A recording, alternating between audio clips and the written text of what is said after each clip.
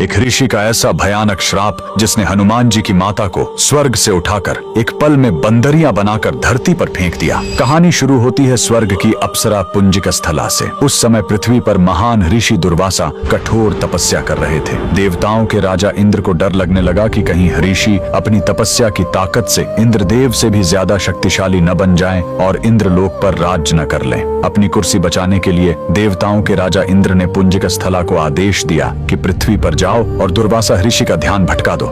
इंद्र के आदेश पर वह ऋषि के आश्रम गई और उनकी तपस्या में बाधा डालने लगी। ऋषि दुर्वासा ने गुस्से में आंखें खोली और उसे श्राप दे दिया। तूने एक चंचल वानर की तरह हरकत की है, जा पृथ्वी पर तेरा चेहरा भी वानर जैसा हो जाएगा। अप्सरा ने रोते हुए ऋषि के पैर पकड़ लिए। तब ऋषि ने दया दिखाई और मुक्ति का उपाय बताया। जिस दिन तुम भगवान शिव के 11वें रुद्र अवतार को जन्म दोगी, तुम वापस अप्सरा बन जाओगी। इसी श्राप के कारण उस अप्सरा ने पृथ्वी पर वानर राज गुंजर के घर बेटी के रूप में जन्म लिया, जिनका नाम अंजना पड़ा। बरी होने पर उनका विवाह महान वानर योद्धा केसरी से हुआ, लेकिन श्राप से मुक्ति पाने के लिए उन्हें एक पुत्र की आवश्यकता थी। इसलिए माता अंजना ने हम्पी के इसी अंजनाद्रि पर्वत पर भगवान शिव की घोर तपस्या की। सालों की तपस्या से शिव जी प्रसन्न हुए और वायुदेव के माध्यम से अंजना के गर्भ में दिव्य शक्ति स्थापित की। और तब इसी पहाड़ी पर जन्म हुआ बजरंग बली का। हनुमान जी के जन्म लेते ही माता अंजना का श्राप टूट गया।